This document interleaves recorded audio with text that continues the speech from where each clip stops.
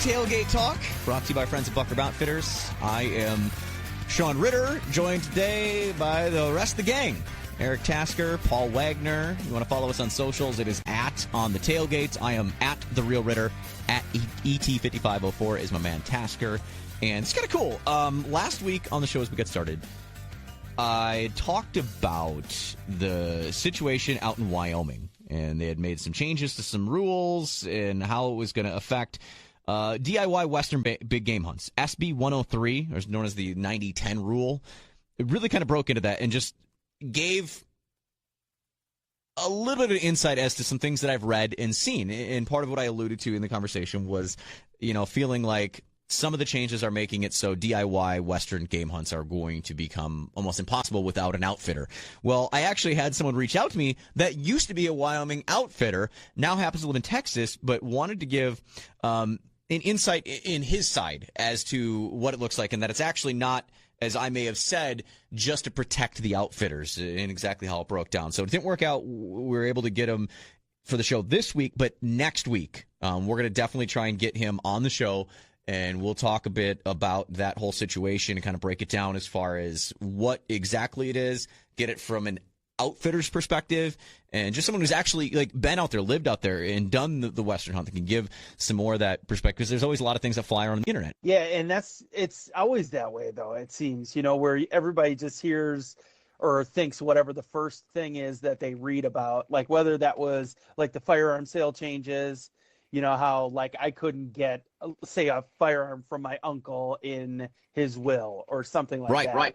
Or, there's so much controversy around the wolf hunts too, and everybody's got their opinion about that. And you almost have to read like a dozen or a half dozen articles about something just to kind of get, multiple perspectives before you can really form an opinion about it. I mean, we've always got an opinion just to give like a knee-jerk reaction to things, but yeah, I don't know. It'll be interesting to see what this guy has to say about it all, especially coming from somebody who's within that community that is like very, very well versed in it, to actually get it from, somebody involved with it all. And as I mentioned to him in the emails, we've kind of swapped back and forth about things, is in any topic, in any issue, anything we even talk about here on the show, anything that you see, read, or hear about is just one layer of paint on the whole project. So we got one layer, we're going to get another layer of paint, and maybe then we can kind of really try and put together the pieces of the puzzle of something that's, kind of controversial all over the internet. So look forward to that coming up next week on the show. I want to talk this week, though, about some turkey hunting and a cool project that, Wags, you've got involved with this last year. So we'll touch base on that. We're going to talk about some bass fishing stuff because I, am obviously the big bass head and so excited for fishing this year.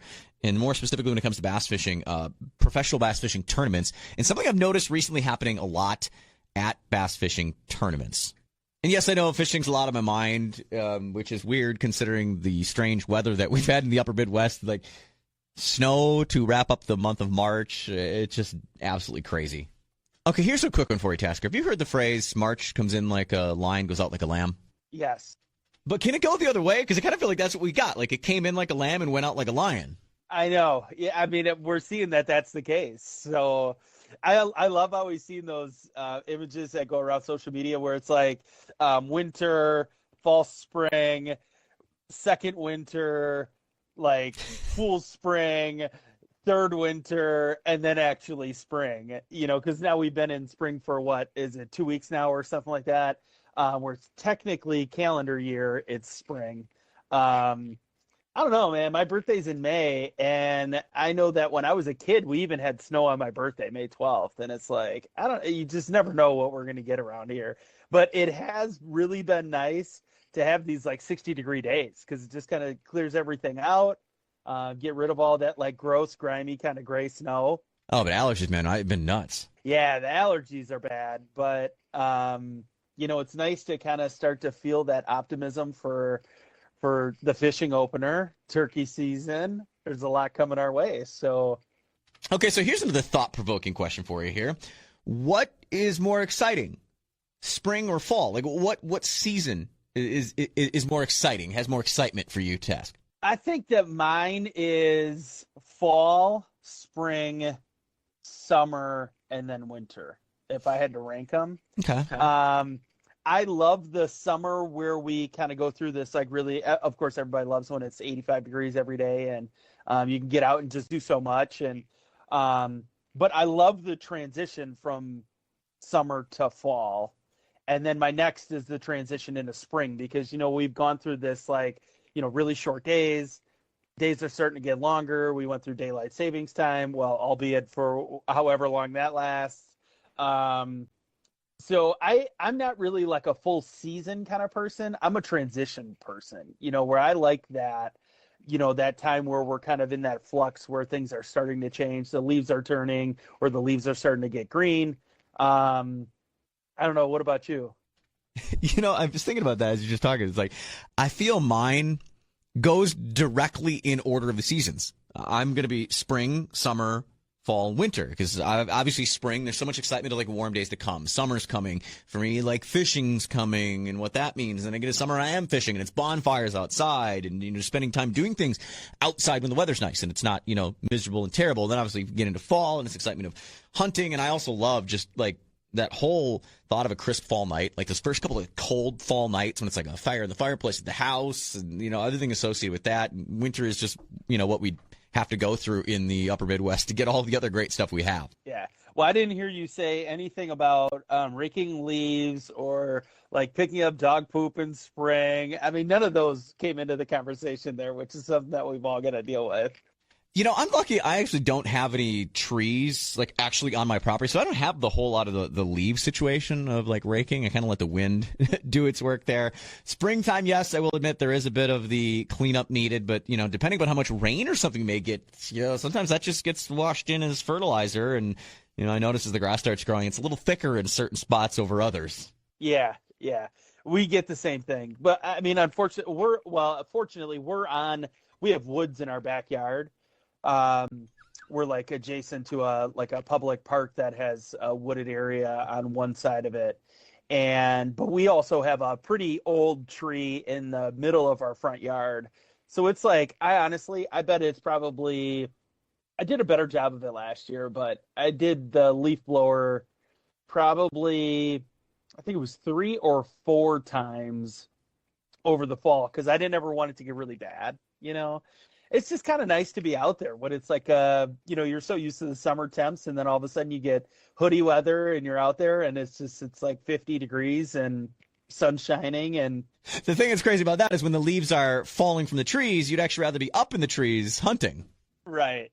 Yeah, but you just get to think about it at that point then. It's Ritter, Tasker, Wags, and we're going to talk turkey hunting some stuff with Wags and a cool project that he's involved with coming up here in just a bit. But I want to touch base on bass fishing tournaments and specifically canceling because of weather.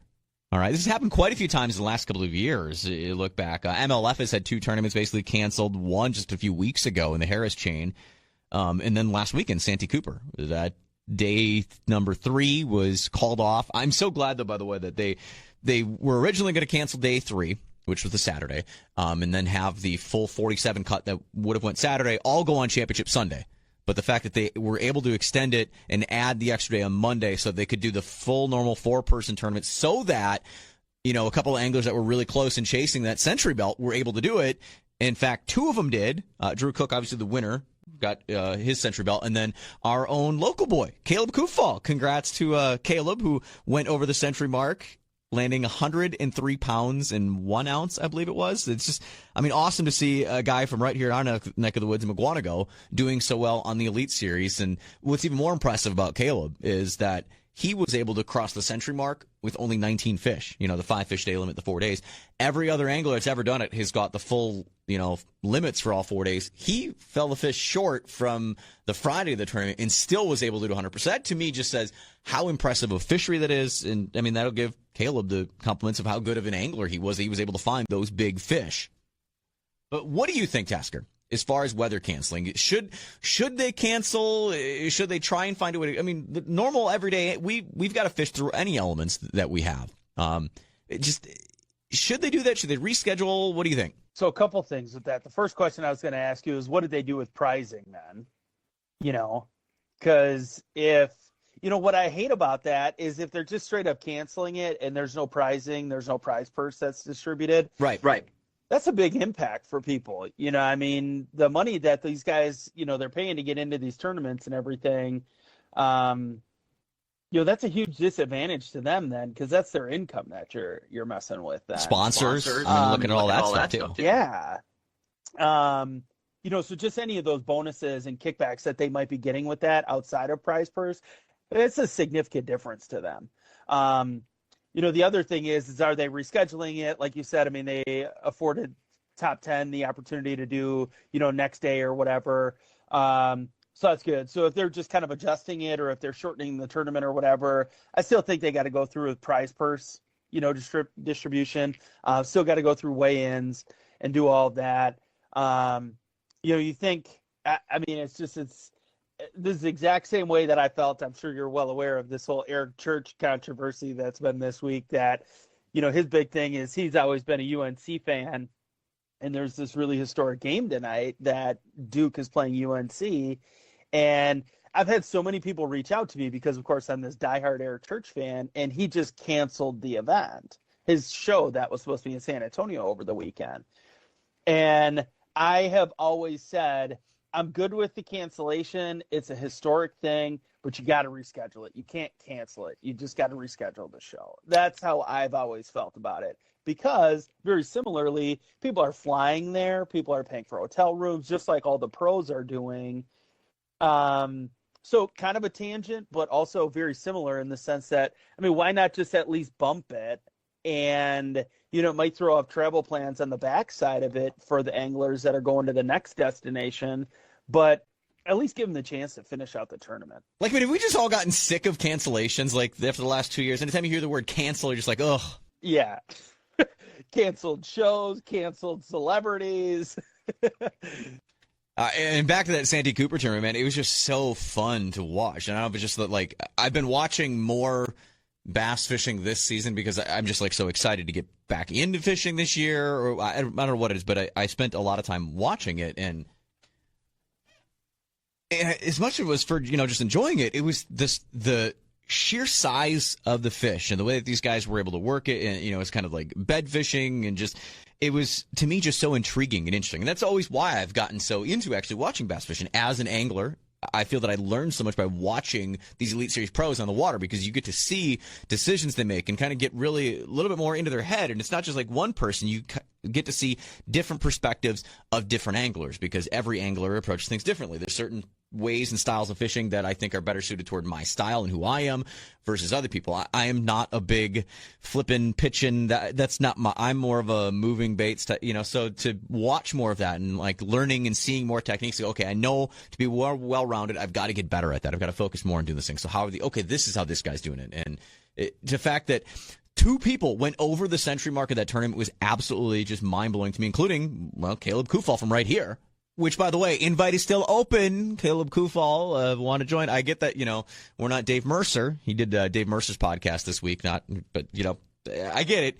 But invite's always open. Love to have you. It's a local Wisconsin boy. Wanted to say hi, say congrats, and kind of give you that high five of sorts. So, what were the actual conditions that forced it to cancel? Was it lightning? Was it high winds, hail, and lightning were potentials from the National Weather Service that afternoon of the third day. So. Yeah, you just got to be realistic about it. I mean, we've talked about like Ironman races and stuff like that. And there's just so much stress that goes into that. You obviously, first and foremost, want to have safe conditions to be able to do what you love. It's something you got to take into consideration. There's nothing you can do about that. Mm-hmm. So canceling is one thing, but at least just postponing it and letting these guys fish out on Monday or the next day or whatever that might be, or shortening the tournament. The one thing I will say about that, though, is I would rather, if there's, say it's a Saturday that gets canceled and the guys still at least have Sunday to fish, I think they should always have at least one more day after that, so that it's not just cut off, because you don't know what's going to happen on that last day, and it just be kind of put in that position that, it is what it is in the past. I don't like that, but I think at least giving them one additional day or a half day even to get out there and to be able to have a couple hours to get out there and try and target some fish. I think that's at least fair. Yeah, just to me, it seems like this whole weather canceling or things has just become so much more common of a thing the last years. Or maybe it's just because present is always, top of mind, so to speak, that it feels like it's been happening more lately than it ever did before in the past. I don't know, but it was just something that popped in my head. I'm like, I just feel like so many cancellations of these things. And everybody's much more concerned about safety now, I guess. I don't know. Concerned about safety or concerned about being sued? Yes. It's just interchangeable S words at times. Tailgate Talk brought to you by friends at Buck Rub Outfitters, just off of Silvernail Road in Pewaukee. I mentioned turkey season coming up. Maybe if you're someone like me hunting turkeys with a bow, you got to get into your pro shop. You got to check them out. Maybe hit one of the ranges at a place like Buck Rub. Yeah, they've got 3 amazing ranges. One of them's outdoors, going to be opening up pretty soon. They've got video scenes. They've also got an amazing indoor course to get you tuned up for turkey season or keep yourself sharp for all season long. And they've got all the new bows from Bowtech, Matthews, and more, plus some awesome products they make themselves. Check them out, buckrubarchery.com. And if you want to follow our show on socials, we'd love to have you join the conversation. It is at On the Tailgate. I am Sean Ritter, at The Real Ritter, joined by Eric Tasker, at ET5504, and a former Major Leaguer, Paul Wagner, a.k.a. Wags. And I know you wanted to kind of get into some turkey talk here, Tasker. Yeah, so, me being just kind of this novice and just hearing all the excitement about turkey hunting, what are you guys – so what is your week? Which week are you on? Because it's – like mid to end of April through the end of May, right? It's 5 weeks? Yeah, I've got the 3rd week. So what are you doing right now? Do you have anything kind of slotted? I mean, are you doing anything in prep? Are you getting out and shooting your bow? Because that's the goal, is to take one with... Honestly, I've been doing tackle prep. Fishing tackle. Yeah, tackle prepping for the 2022 season is what I've been doing. And I know it's not what I should be doing. I should have my calls out. I should have them with me when I'm driving everywhere, practicing calling. I should have the bow out and should be shooting. It's been completely off my mind. So knowing that now, knowing that you haven't had that time, what do your next couple weeks look like then? I definitely got to get the bow out, start shooting in the backyard. I mean, given we can, weather allows it. But, Wags, how about you? I generally keep in the same exact spot, and I just put up my turkey blinds. The one thing that came up this year is people have been telling me that they have now been hunting out of elevated blinds. They're raising their ground blinds possibly 2 to 3 feet off of the ground on a platform, and they feel it's better. And the exact quote was, once you raise it up, you never go back. And I'm like, I've never experienced that. I've always thought, hunting turkeys, you have to be ground level. That's where you are. Your purrs, your clucks, your putts, your gobbles, yeah, your kikis, whatever you're doing, you want to be on that same level. But then again, as I'm thinking with elevated deer stands, all your rattles, all your snort wheezes, everything you do is elevated as well. So if the animal can comprehend elevation, well, they know that when we're deer hunting, man, that noise is coming from up high. Those rattling horns are high. Deer don't fight in the trees, so do turkeys, correlate that way. But they say, hey, elevate your ground blind a couple feet, and once you experience it, you'll love it. That thought crossed my mind sitting up at a tree stand, going, why not just turkey hunt up here? Right. Typically, turkeys are looking on the ground and what's around them. They're not necessarily looking up, I wouldn't think. Why does no one do that? Why has this not been a thing? And I even looked in the regs, and I couldn't see anything in the regulations that said you couldn't hunt elevated or hunt from a tree stand. Because then they might just think you might have to put a beard on yourself and just sit up in your stand, and they may think you're still roosted too, and then you can shoot them from the roost. Because that brings up another question, as I've heard other people talk. Is it illegal or is it just unethical to shoot a turkey or a bird in roost? Do you always have to wait for that bird to land and start to run around, strut, and do his show, or are you allowed to shoot it elevated in a roost still? Well, here's a great scenario that'll go with that. You're a waterfowler. Do you ever shoot? Do you ever do a ground pound? You ever shoot a bird while it's on the water? Yes. So I feel that is that illegal? That's what I'm saying. It's not. It's completely fine. It's just an ethics thing. So to me, if you're going to water pound, what's the difference of shooting in a roost? I mean, Yeah. I mean, I guess. I mean, I don't sit in a duck blind, but if one falls before, because we don't have a dog, so when it's sputtering around, yeah, I'll throw. I don't pond. I don't like pond swat. I don't sneak up on woodies in a small little bowl and try to sneak up on them and then just see three drakes sitting there or two and try to pop when they're swimming around. I don't do that, I guess, but. I have seen people with the turkeys.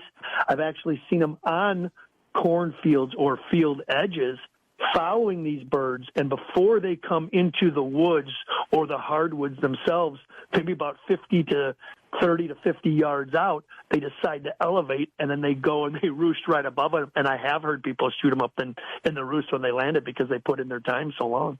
Wow, yeah, it's an interesting take. I guess at least just from a vision perspective, it would be better to be in that elevated position. You just, even just a foot above them. You think about on in fishing. I'll give you this. Everything for me always comes back to fishing. You think about sitting in a seat in a bass boat and looking at the water, you can't see much. Well, then you stand up and you see a little bit more into the water. Then go up and stand up on the front deck, or even stand on a cooler on the front deck, and you can see so much more. So just that little bit, you keep getting higher, you get more vision of everything. So it would make sense that visually you just might see a little more by being up, even if it's just, 1-2 feet. Yeah, exactly. Great point. Correlating it both that way, because you see so many turkey hunters. I hear him coming. I hear him. I don't know. He's over there. He's over here. If you were elevated a little bit, maybe you see that. Maybe you see that head coming a little bit sooner. Maybe you realize, or all of a sudden you see a fan as it comes over the knoll a little quicker. I believe height might be an advantage to basically all hunting aspects. Absolutely. Well, speaking of turkey hunting, we got on that topic. You got a pretty cool project you're working on, or something to do with turkey hunting this year, right? Well, what happened was being when I used to play in Pittsburgh, Western Pennsylvania, boy, a lot of believe it or not, a couple of our listeners, a guy named Pat Reed, is a representative for Terminal Game Calls, and that's out of Western Pennsylvania, maybe about an hour north of Pittsburgh, and they have great turkey calls. The problem is I'm a slate guy. They did send me a nice glass pot. I did not, furbish. I didn't sandpaper it yet, so I haven't heard the sound out of that. But my slates are actually sounding awesome. I've never been a mouth guy, and I don't remember if we've talked about it or not. But when you get these mouthpieces, the reeds seem to have slits in different areas, obviously for different sounds. Yep. I'm just trying to get used to it. But with multiple choices like that and a well-priced, now I don't know what Terminal Game Calls are going to do. It's Zach Termine, great guy. If you email him, I think we talked about it last week, or if not, you can mention it again. We got the email address, and if you're looking for something, they're reasonably priced. And obviously a good product. I love it. I think they're great, but I'm still learning the mouth and those different slits and cuts and reeds, because if you don't know what you're doing, it can be very confusing. Yeah, they all help with different tones and stuff. I'm a big mouth call person, and then I used to do a lot of slate, but I actually have glass. I moved over to glass now. I really like the tones and some of the versatility of having the glass over slate instead. I run a Phelps. Both my mouth calls and my slates are Phelps. But yeah, I'm telling you, the glass is really good. I think you get some really good tones out of it, and maybe I'll have to show you little tricks. And I don't do sandpaper. I've actually got like a honing stone. I use the stone on mine. I feel it gets even better, and it kind of digs into that glass a little bit better than even just like a sandpaper would do. And do you have to address the surface multiple times, or is it a one-time application, or does it get glass particles? Does it get dusty? Do you have to clean it off? Do you rag it? Do you soft cloth it, or what do you do? I'll usually, before every hunt, I'll just kind of give a little and kind of get it re-going. The whole thing is the glass is back and forth one way. It's not, like slate, you can kind of rough up in circles or different directions. Glass is just, you really just want to do a straight back and forth one way, the same direction. You don't want to be swirling. It's straight back and forth, because then you can go against those ridges, and that's what, with your striker, is going to make those tones. And again, I think between the vibration of that glass over the slate, you can get different tones than, your traditional slates will give you. Gotcha. Yeah, that's awesome. I think they look cool. It's great. Then thanks to them for getting you hooked up and involved with those guys. And hopefully it'll, mean a big ol' double-bearded Tom for you this spring. I waited on that double bearder last year. I want them. I have decided though that I think my first bird with the multiple seasons, especially with the over counters that have already taken place, and now that we got 4, 5, or 3, 4, and 5, at least 4 and 5, I think a harder bird to hunt, obviously, as the season gets later. But then I will go, unless I see that double bird, I will bring multiple. I will try. My bow will be my first weapon of choice, but with the lack of time for actually honing in, because of the fact we talked about this with the deer hunting, I shot above both times. I tightened up my bow, more poundage. I didn't accelerate or adjust sightings. I don't know what it was, but instead of giving a haircut, the last thing I want to do is miss that double beard. So that double beard comes out, I think he's going to have to get he's going to get a long beard 12 gauge right go. through him. Yeah, my season I think is going to be short. I think last year I took some days off and really kind of focused it, because that was like my first, I'm really going to try and shoot a turkey with a bow, and so I wanted to give it the best try I could.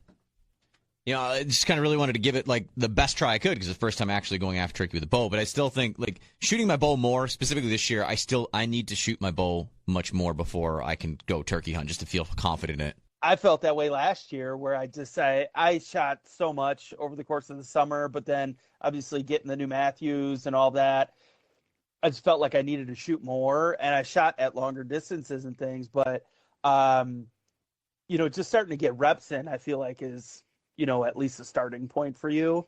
And then so you're gonna get the bow out here in the next couple weeks, and you're gonna start riding around with calls. Is there anything else that you typically do in preparation for that? I mean, I don't know that there really is much else. Getting out scouting. I always like to spend some time a couple of days beforehand of my season, almost like tournament pre-fishing. Get out and at least get in the woods, hear what's going on, to kind of collect what's happening and develop a game plan for when I actually do hunt. All right. Yeah, so I'm just curious about that. I know how I prep for deer season. I know how that all how those months leading up to it. Really it is months, and it would have been nice for us to be able to do the league at, wow, my brain's not working either, at Buck Rub. It's been a long winter. I feel like nobody's brains are working. Yeah, and yeah, that would have been nice, just because you've got months, then you've got no lag time in between, setting the bow down and picking it back up again. So yeah, I'm just curious about that's kind of what your plan is. And, first and foremost, you want to know that you're going to, whenever you get an opportunity for a shot, you're going to be able to take a shot, and that you're going to feel confident in that. Yeah, as you know, I mean, anytime confidence is such a huge part in anything you do in and around the outdoors, whether it's, hunting or even just fishing. Having confidence in a bait, having confidence in what you're doing, having confidence in a spot. Confidence, I think, is probably number one. Knowledge is important, but confidence is definitely next closest in importance to anything in the outdoors. And that's actually where we're going to wrap it up for this week. Let's call it a show. Thank you so much for checking out Tailgate Talk. Again, would love to have you follow us on our socials @On the Tailgate. I am @TheRealRitter. That's REEL, like fishing reel. RIDDER, @ET5504 is my man Eric Tasker, Paul Wagner as well. For everybody here on Tailgate Talk, we'll catch you on the next one.